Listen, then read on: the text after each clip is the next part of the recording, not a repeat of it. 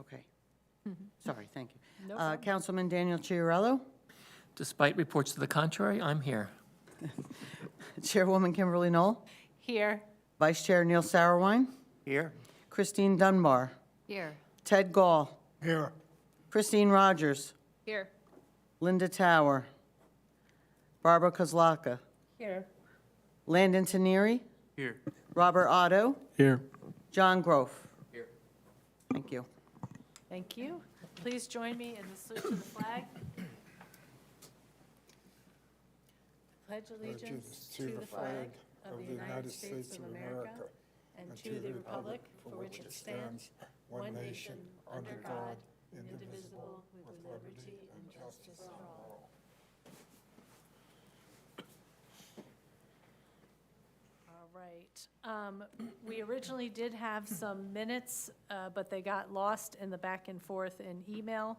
So we're going to table the approval of the minutes since nobody had a chance to look at those yet. And we'll table those for next week. Is that okay with everybody, since we didn't have a chance to look at them? Okay. We had one item of correspondence, and that was a response to the email that went out regarding the green team. Actually, I think we had two responses so far. One is a no and one is a yes. And so folks are putting the 11/14 meeting on their calendar, and we'll go from there, continuing. How many did we send out? We sent out, there was about 30 to 35 people on that Only list two responded? so far. Wow. We'd have to do a follow-up in a week Yeah, or two. we're probably gonna have to do a follow-up. Agree. All right, the application that we're looking at tonight is Lake Mohawk Tennis Club. Let's go ahead and look at it down there. They are, it looks, what they're doing is paving over, coloring over one of the tennis courts and putting in 4 pickleball courts. So let's go take a look at that. It's like a 10-foot overlap on each one, I think. So they are in. Well, but it's contained within, so that's what's unclear.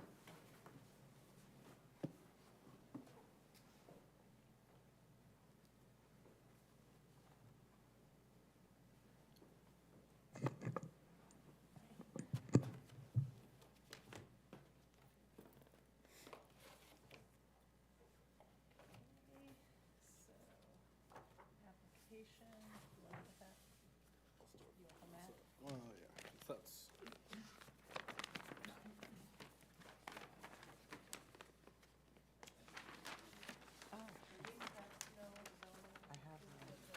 this is where, so they overhang. Say, that's existing, but they're within the bounds. So that's the question. Fire Bureau has looked at it.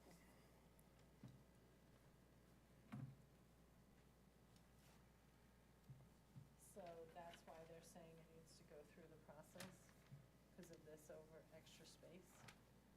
But it's already ND paved, is- right? That's, what is the surrounds comprised of? But they're putting some vegetation here, so that's why they might be like taking it out of.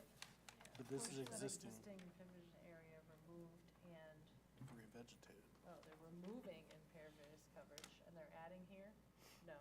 No, that's existing court surface to be expanded by 1,097 square feet. Okay, so they're taking it out here and adding it here to make sure they stay within the I impervious think coverage. originally Yeah. they had them coming out this way. Oh, did they? Taking over Yeah, some of the and they parking were lot? gonna take a bunch of parking spots.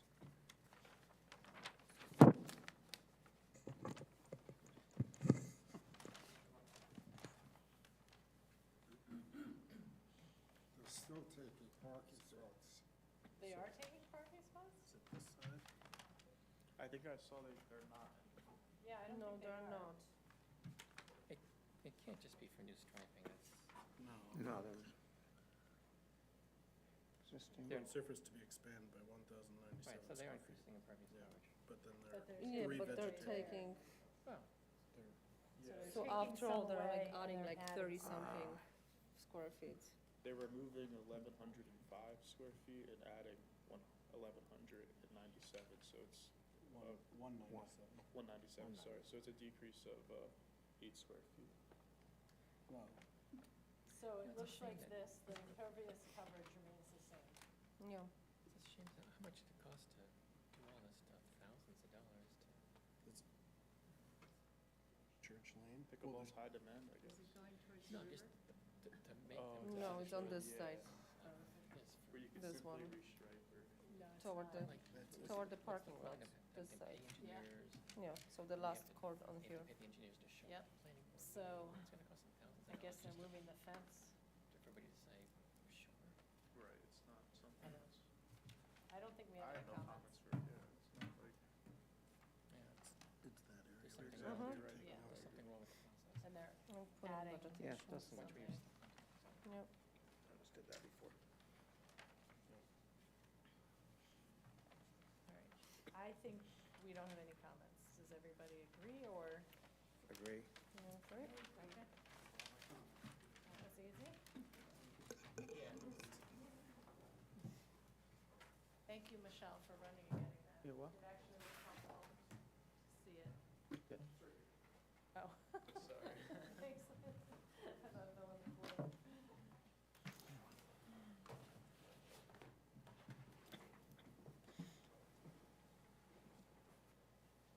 Wonder if they're gonna plant anything where they're taking that pavement out. They're taking pavement out? Are they gonna replant it?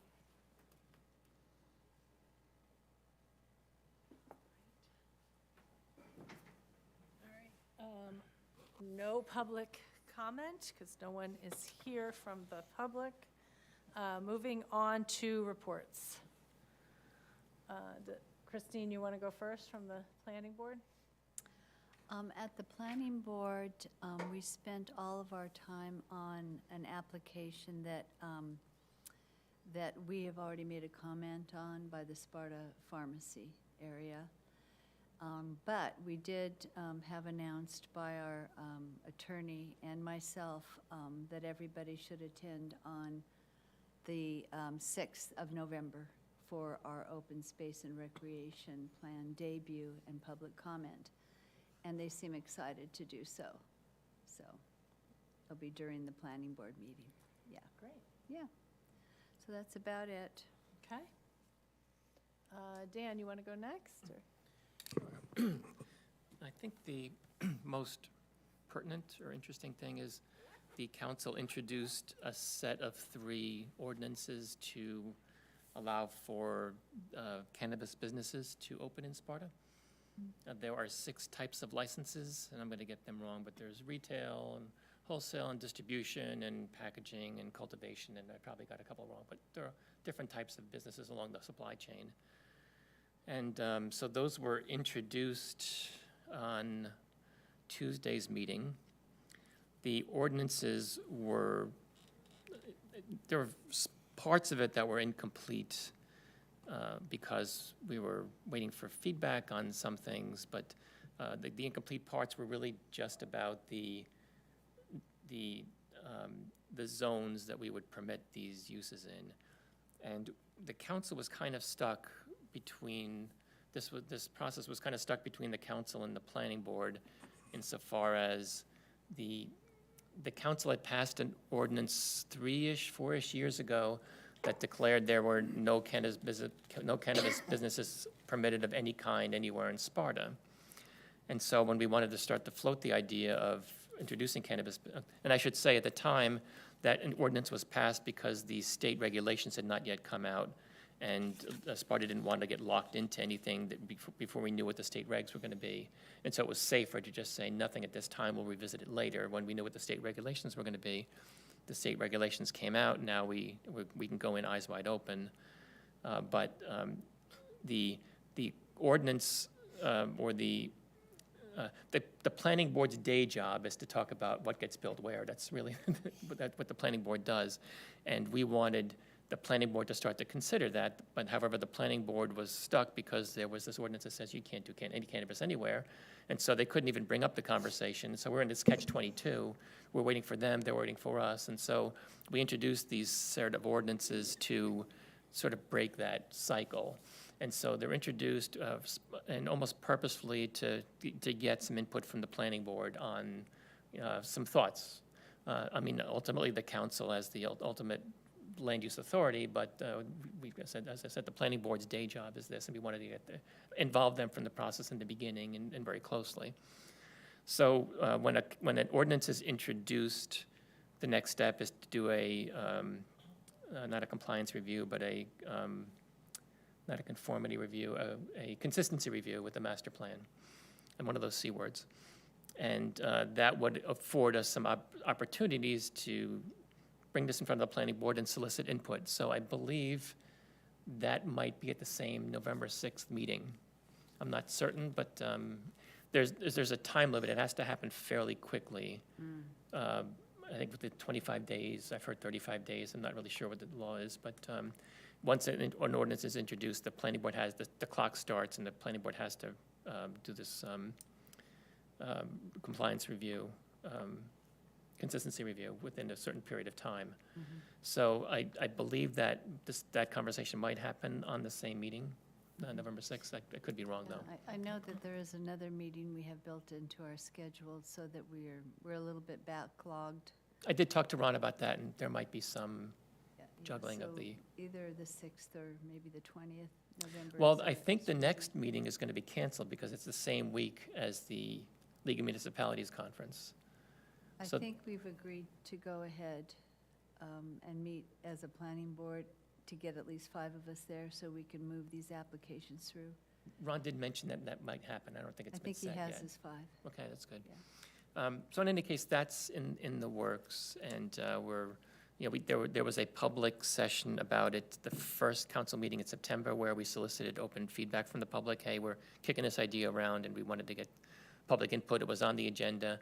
I think we had very little engagement from the public at that session, but now that once we get into the hearing, then the public can then weigh in on this stuff. So anyway, so that's in the works, and interesting to see what comes out of it. And that's probably all the interesting things I can imbue right now. Can you just repeat the beginning, the beginning of that process? Because that seemed like pretty So forward thinking. So we decided to put the brakes in and wait for the state to legalize. So to expound on that a little bit, when the Constitution was changed in 2021, so when in November, the voters in New Jersey voted like 60-40, I want to say it was, and that it was almost the same split in Sparta. Sparta's vote was very close to what the state overall was. About 60% or 2/3 of Spartans voted to legalize cannabis use in New Jersey. And at the time the clock started, we had until, I want to say, August of the next summer to pass an ordinance to either allow it or prohibit it. And if we did nothing, then by default, it would be allowed. Any business would be allowed, as long as it met the zone that you were offering. You obviously can't set up a cannabis retail in a residential zone. And so we had a clock running, and I believe it was August, but the regulations were not going to be distributed until August. So the state was still kicking around what the regulations were going to be. And so the thinking was the safest route at that time was, let's just say no at this time. We can always change it later once we find out what the regulations are. And so that was the thinking behind it. I'll just share, I was a no vote. I was the only no vote at the time on the council. It passed 4-1. But you can justify that they wanted to go in, revisit it once they have the regulations. And the regulations took another year, I think, before they finally came out. It was a long time. So that was the thinking at the time. Yeah, so I was just interested to hear that because of, as we talk about other types of development, having that mechanism understood for kind of pumping the brakes until we fully understand something seems like a useful tool. So, all right, not necessarily cannabis, but other larger things. Thanks. Thank you. I'm learning more about it. It's a rather low intensity business. Like the cultivation is not enormous. There's not a very big footprint. And the wholesale, the packaging distribution is also a very smallish footprint because you're dealing with a live or a fresh product, and you can't package it, ship it in big bulks. We couldn't do that anyway, but it's done in very small units, relatively speaking, and so overall it's got a fairly small footprint if you're thinking about like the cultivation and the packaging and that kind of stuff. So I'm certainly not an expert, but I'm starting to look into it more myself, and it's interesting. And that's all I have, unless there's any more questions. I want to ask a question. Is cannabis a native plant? That is a good question. I think it is. To New Jersey? Yes. Hemp. It is hemp, right, just, Yeah. And it's actually in some ways, a very difficult plant to grow because, and again, my wife knows more about this thing, being in the county ag agency, that you can get hemp plants that would spike certain chemicals, and unless you were really watching it, you make the hemp not a sellable product in case there was a spike in certain Oh. things, and the growing and again, I'm talking like I'm an expert, like I know what I'm talking about, but I'm not. But having heard some of the conversations, it's interesting how it's grown and developed. But I believe you're right. I believe it is a native. So it can escape into our forests and into our I fields? believe there is no open cultivation allowed in New Jersey. It all has to be contained, so it can't escape. It's got to be inside of a building. You can't just start sprinkling seeds in the ground and watch them grow. I believe it's all inside of it's got to be contained. Interesting. Yeah. Just thought I'd ask. Yeah, no, those are good questions.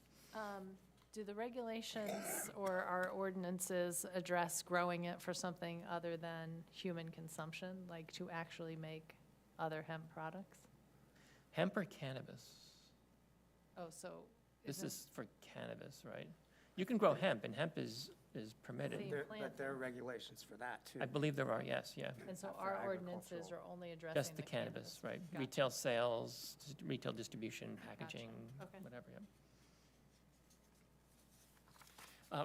Does that have any direct relationship to the environmental committee? Again, so I guess two things. One is that it's a relatively small footprint in terms of the business of it. And so if it were to, some of these other types of licenses, I think it would be, again, a fairly small footprint.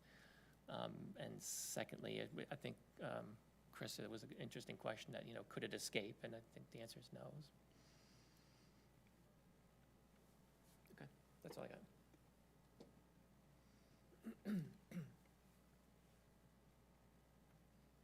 Neil? Okay, it's my turn. The Master Plan Subcommittee, we haven't met since the Environmental Commission met, but we have an upcoming meeting this Monday.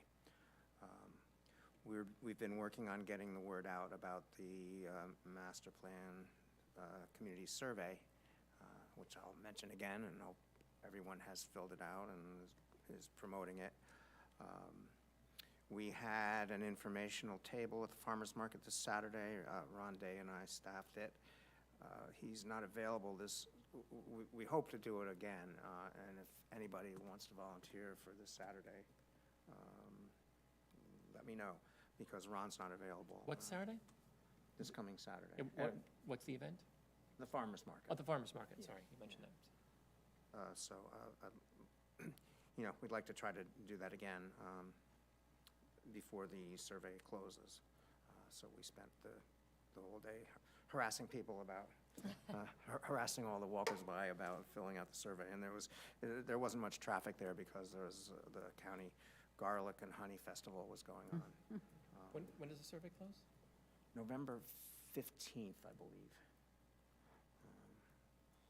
So yeah, just let me know if anybody wants to help out. Of the people that you harassed, how many said, oh, I already did that? A few, but Not 50%. no, not even close to 50%. There was a Facebook, I know it's on the website, but was there a Facebook post about it too? Yeah, I think there has we've been sharing it, but you're Okay. welcome to share it everywhere too. Okay. Just keep pushing it out there and, email it to friends. Yeah, do you know how many responses you've gotten so far? It was up to 500, I think, when in Ron's, according to Ron Day's last email. Okay. I attended the Rivers Conference. I'll let Christine talk about that. It was a great event, as it was last year. The other thing, Simple Bare Necessities was awarded the Environmental Leadership Award presented by the Sussex County Economic Development Partnership. I was wondering why Tammy didn't mention that at the council meeting. She mentioned Yeah. She mentioned some other, Sacagawea. yeah, I was, you should have. yeah, I was gonna get up and make a comment, but I couldn't stay till the end, so. And that's that. All right, thank you. Okay, moving on to unfinished business. So as previously mentioned, the open space second public meeting will be with the planning board on 11/6/24 at 7 o'clock, so November 6th. That's our second public meeting on it. There have been a couple minor revisions since the last time we all met, and I said that was the final version, because we found another ordinance that identified at Sunset Lake HOA some additional land deeded as needing to remain open spaces. It's not quite in the cluster ordinance. So that was another change that was identified. We're not going to keep updating versions now and sending them out again until after that November 6th meeting. Then we'll take the comments and questions that we get from that meeting and then do a final version at that point. But we are keeping track of any changes. Did anybody look at it again and have any more comments or questions at this point? And it's on the website, right? It's on the website. Yep, it's publicly available now on the township website. Special thanks to Michelle for all the back and forth with the tax assessor's office and getting the deeds for us. And Corey Stoner for all of his help with it too. There's a number of folks that have already helped out, so it's looking really good. Very comprehensive. Barbara said we're full of surprises here. We are full of surprises. We've uncovered some interesting things. All right, any other questions on the open space and recreation plan? Nope. Okay. Sustainable New Jersey certification. I forgot to speak to that. That's okay. Sorry. It's on the agenda, so it's fine. Yeah, we met before this meeting and talked about how we can proceed with this, about divvying up some of the actions and having each one of us take the lead on them. And one of the questions that we have is about entering and uploading all the documents. Michelle, are you going to be able to help us with that or help Christine get on board? Yeah, we'll work on that. I knew it was coming. Out of curiosity, did we miss any deadlines for next year's filing yet? No, the deadline for the first deadline for initial filing is February 23rd. Okay, it's still in February of the same year that you want to get that accomplished? Yeah, Okay. so we're good Okay, on good. everything until then. I mean, yeah, if it comes down to, uploading documents and whatever, and especially because, I have the scanner and everything here. Right. We can certainly get that facilitated. Right, and you're the admin, and Christine Casco is a Yeah. contributor, so maybe she has to, I don't know, Yeah. become an admin too, I don't know. We'll get it right. Okay. There's I'll a, help. there's a webinar on the 2025 certification cycle on December 10th, in case anybody's interested. Off the top of my head, I think we only have 5 more meetings before February 23rd of this committee, because there'll be only one meeting in December and one in November. So the 23rd will come up before you know it. Right. Sure will. Yeah, that's right. So we'll continue to meet. The subcommittee will continue to meet. Not to put any pressure, but you Yeah. Good, for goodness sake. All right. The speaker series, Christine. Yeah, so at the last meeting, we approved the idea of doing a quarterly speaker series. So our first speaker is going to be Dawn Latinsik, who is the county recycling coordinator. So she's going to be talking about how we can recycle more by bringing materials to the Sussex County Municipal Utilities Authority, and she's going to highlight some of the programs that wouldn't be available to us just recycling curbside. So it's a really educational program. She's going to come speak in person at our meeting, so we hope the public will join us on November 14th at 7 o'clock. I've heard her, and she's excellent. Very Yeah, engaging speaker. Sorry. The request came about putting it on the website. It is on your environmental Yes. page down on the right, but I told Christine and I'll ask Jim tomorrow if we can put it out as a news and announcement, which would also push it out to Facebook. Perfect. Okay? And then I shared the flyer that I made with everyone, so if you can send it to your friends as well, that would be great. And then, John, if you can send it to Pope John, that would be super helpful. It went out to Kara Johnson at the middle school, and then we can send it out also to Sparta High School. Do we know who the next, any ideas about the next speaker after that? Or what date we want to aim for? No, not yet. We can maybe do, I don't know if we want to do road salt. We could have a speaker tied to road salt for this winter. If we're going to continue that program, that might be good. But no, I'm open to ideas for who we want to have. If you need a native plant speaker, I know a lovely woman who can help out with that. We probably should for the spring. That's a good idea. See if she's interested. The native plant. How about backyard composting? Could we get somebody? I think that's in. Well, and Jenna Black, what was she gonna, I think she had an idea too. Can't remember what it was though. Oh, I don't know what the idea was, but Okay. she can talk about anything watershed related, or she also said she could help with if we wanted to do rain barrel workshops again in the spring, so we Okay. can pull her in for whatever we need. Okay. All right, green team appointments. So the email did go out to folks, and as far as I know, we got 2 responses, one a yes, one a no. And so we're definitely gonna have to send a follow-up email on that. So I'll be working on that, and hopefully we can get folks here in the November 14th meeting, to get that appointment going. Any other, I think that's all the unfinished business. Has the flyer for the speaker series actually gone out directly to the green team? Because that's another group that we could Oh, send it yeah, out to. We gotta send it to them too. Weren't you going to talk about the river? Oh, you want me to do that now? Can we do it at new business, go ahead. Yeah, Okay, we're there. so last Friday was the Northwest New Jersey Rivers Conference at Centenary University. And the entire theme of the event was all focused around water, different restoration projects, all about pollution impacts. So we had our best attendance at the conference yet. And I presented at a workshop with Dean Blumetti. Barbara Gomes was another speaker talking about forming a coalition. So there was good Sparta representation, and thanks to everyone on the Environmental Commission who was there as well.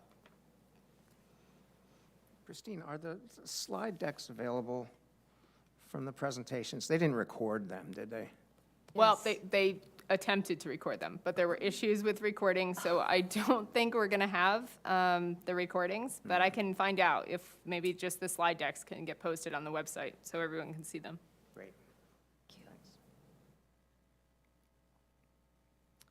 All right, other. Oh, sorry, go One ahead. thing I meant to say was that one of the speakers in the last session was about forestry management, I think.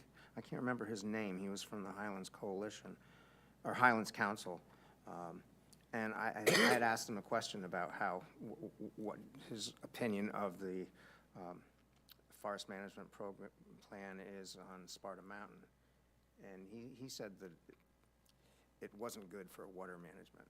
It was just the science they're using is, what they're trying to do is to increase habitat, and it's not good for water. Yeah, his name was Ben Spinelli. Spinelli. Thank you. Yep.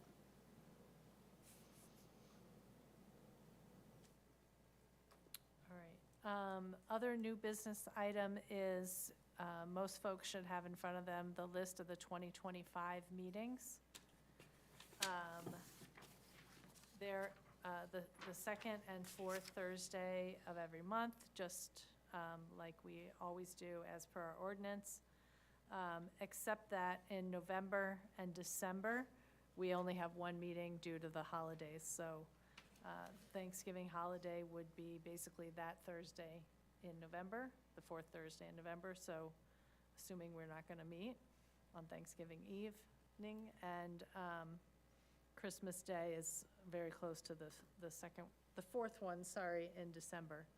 I did take a look at all the various holidays for many different religions, and actually we're avoiding all of them next year. So I think it's a pretty good schedule. Does anybody see anything in there right now that they know is going to be an issue? It's one on my birthday.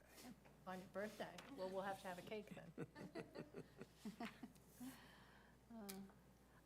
I did get a chance to go to the Sussex County 2024 Farmland Plan Update and the public meeting. Yes. And so thank you for sending that reminder out. And I just thought I could share a few things with our commission regarding that. So it was, Barbara Davis did the presenting. You know, she's also, for the county, she's the planner for our county. And it was excellent, and everybody, we passed the microphone around and everybody got to say a little bit. I signed in as a Sparta resident, but actually I didn't know what our questions were because we hadn't talked about it. So I ended up just explaining what the Food Shed Alliance was about. So I did a little segue. I learned a lot.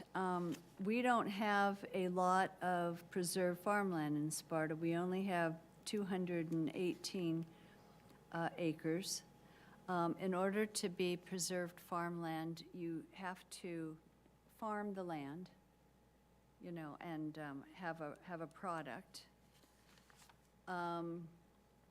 I learned that most of our farms in Sussex County are in wantage. Probably 3/4 of the farms are in wantage. And also that the farmers generally in our area up here in Sussex and somewhat in Warren are losing their connections and their support system in terms of transporting food and marketing food and everything. So that's diminished through time. A lot of farmers, some of them that spoke, would love to preserve their farmland, but to be part of one of the 2 or 3 programs they have, they would only be offered $2,400 per acre. And this is compared to $35,000 per acre in Morris County. So that was another piece of interesting information that was startling, actually. The Farm Bureau of the state is coming up with a new formula for that right now. They're in the works for deriving it, taking into consideration location, type of soil, a number of factors, what they would pay for each acre. Yeah, why there's such a big discrepancy between the, how much they would be offered here and in Morris County? I Like don't what- know. okay. I don't know. I'm just learning this. That's a great question. So there's this huge, well, property is more expensive down there, for one thing. The farmers up here were very concerned because we have a lot of orchards and livestock. And one of the pieces of the formula is how tillable your land is, your soil is. And if you have an orchard or livestock, it's not considered to be tillable. So, but it actually could be tillable. So they get a lower amount of money in that formula. But Barbara says she thinks she can do something about that. Let's see. Yes, it needs to go into the formula. What was the other thing? Well, anyway, they're exasperated. They're getting all sorts of mail, commercial mail, and people knocking on the door to put up solar farms on top of their property, which of course that's not going to help the environment too much, but it'll maybe help our energy situation a little bit. So, yeah, they confirmed that. They're very frustrated with that formula. But anyway, they hadn't had, like us, they hadn't had a new preservation plan done since, I don't know, 2008, I think they mentioned. So they were happy to have it looked at by the New Jersey Conservancy. So now they're going to have a second public meeting. And for this meeting, it's going to be on Zoom. And it's going to be focused not so much on the general public and farmers, but it's going to be focused on municipal officials. It's going to be 9 o'clock in the morning on November 12th. And perhaps Jim Zepp would be great if he could, you know, or Dan or somebody from the town could, you know, attend, because one thing that was thrown out and discussed is that in this formula, towns need to, they need to perhaps contribute maybe 20% to the purchase of this acreage, because it is their town that they're preserving. So, I mean, you have the state, you have the county, you have Green Acres, or whatever, putting together these packages, but the town has to look to their future and invest in preserving their land. What's Can the they use- organization that's meeting? Oh, the Like, organization, what is the, it's, who's meeting at November 12th? I didn't catch the, is yeah. it the Sussex County Farm Bureau? Yeah, it's the Sussex County Farmland Plan Update, and who met was a panel of people who were members of the Sussex County Agriculture Development Board. And apparently they meet every month or every other month, and this was their special public planning meeting. Yeah, and they have to have 2 meetings. So this is for the farmers, and the next is for the governments and the municipalities. I'm wondering, can open space funds be used to help with that? I don't know. Yeah. There's a lot of latitude with open space funds. So you could combine open space funds with a farmland preservation program, and that would be, If you squint and hold it up to the light, you can probably use it for almost anything. well, yeah.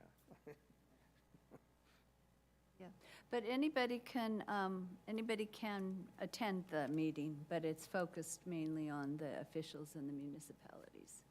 So you might learn a little bit more. I'm going to try to zoom in. All right, thank you for that. You're very welcome. All right, any other new business? Did anybody get a chance to look at the email I forwarded Barbara Gomes from Responsible Development sent this from Julia Summers, the Green Acres 2025 funding round. That's, I did. I want to attend that session. good, yes. When's the meeting at?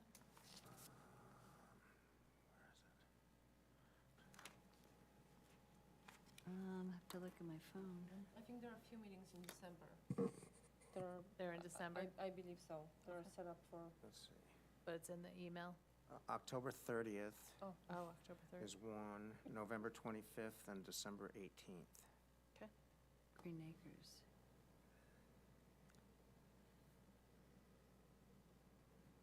I have a couple things. Okay. Yeah, a couple things I want to mention. One, Chris, you mentioned solar on farmland. I know that the county ag agency is looking into that and what the impacts and advantages and disadvantages of putting solar panels in farmland. And actually, at first brush, it looks fairly promising. But they're studying the impacts and the viability and that stuff. But I'm aware that there's a study going on right now for that.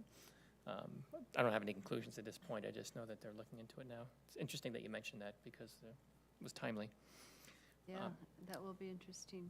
I think, I didn't catch if, Rob, you mentioned that, was there any study, I think the studies about whether PFAS could leach into a nearby stream, was that considered in your material that you shared with me a couple of weeks ago? Do you remember, have did a you remember PFAS finding out flyer. anything about that, or? Yeah, I mean, Pass I this down. I think that was, It's about PFAS. It's from Earth Justice, when the earth needs a good lawyer. But I thought it was a great diagram they sent out in their mailing, showing the ways that the PFAS can get into our environment. Oh, I am interested in that. yeah, I mean, I think that's the issue, is they're highly mobile.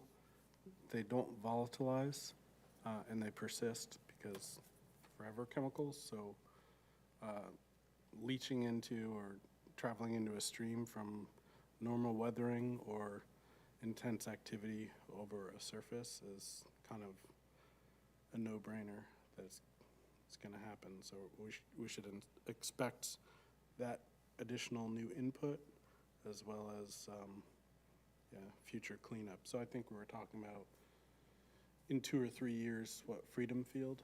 that we Well, have I'm- Freedom Field, sure, but I'm more then- interested in then the brand-new Ungerman, yeah. PFAS field in Ungerman. Yep. Within a couple of feet of the walk hill that we just installed there. I mean, Yeah, I think people deserve to be made aware of that, but I don't Well, know how we. unfortunately, the horse has already left the barn. Well, Um, people are using that field. Aside from, going into the waterway, anyone that is using that field should be made aware of the conditions, I would think. I parked my car and walked past it the other day, and wow, the smell just overpowered you. I'm like, what is that? I'm like, oh, then I saw the fuel was brand new, and I'm like, wow, that stinks. Yeah.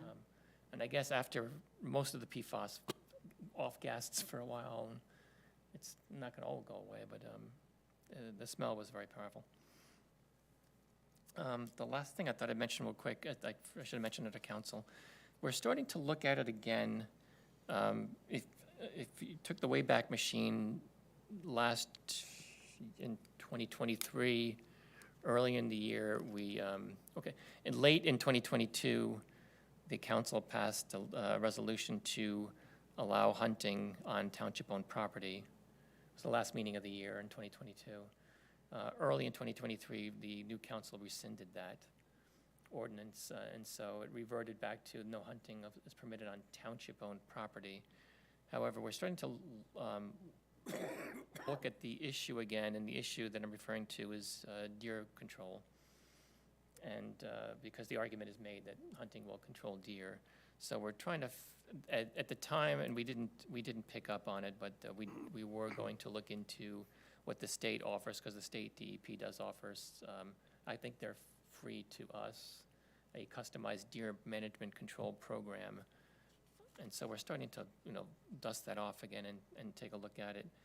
One of the things that we all also are thinking about is having a controlled cull, which is different than just opening up land. It would be a very controlled, advertised in advance and make sure the area is made safe. And because deer are a problem here, both ecologically as well as safety-wise.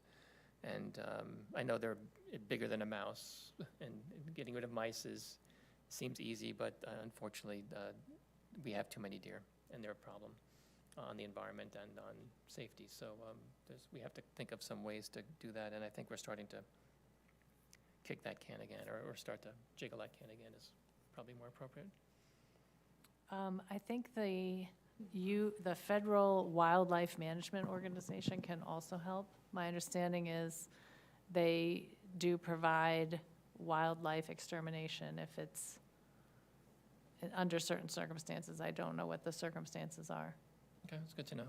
Yeah. I did meet with the state a long time ago, and the state did invite us in, like, here, engage us, we'll help you guys. Yeah.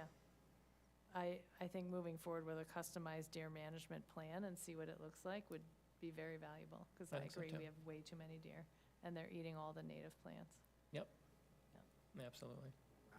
All the invasive species, too. to grow and get Take a over. foothold. Yeah, because Yeah. they And the won't, ticks, they too. typically will not eat Yeah. non-native species, because they didn't grow up doing that. Yep. And native species could come back if deer didn't eat them. Yes. They'll take over from the Very quickly, invasive yeah. species. Yeah.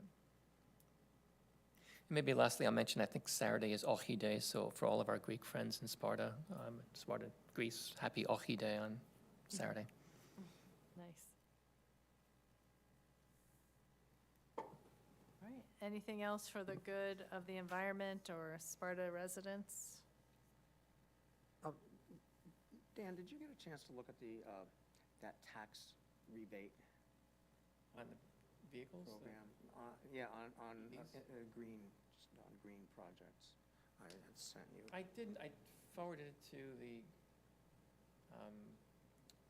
The manager? manager. Oh, good, Yeah. okay. I was gonna ask if you had done that. I started putting together a list of long-term, cost-saving projects that we might consider. I'm just starting to muse on it. Had a list of about half dozen, 8 or 9 things. A lot of them are greenish, like replacing the regular incandescent lights on the athletic fields with LED lights. Just replacing the light bulbs in and of itself will cost $1 million, but it'll save us obviously in the long term. Having green fleets, starting to introduce some more electric vehicles into the fleet will save us over time. Having solar car canopies in some of our parking areas. There's a new kind of wind generation turbines that are coming out. The big ones, a lot of people don't like the big, huge windmills that you see offshore on mountaintops or whatever, but there are more compact versions that look like an Archimedes screw is one of them, or vertical windmills as well. Much more compact, silent.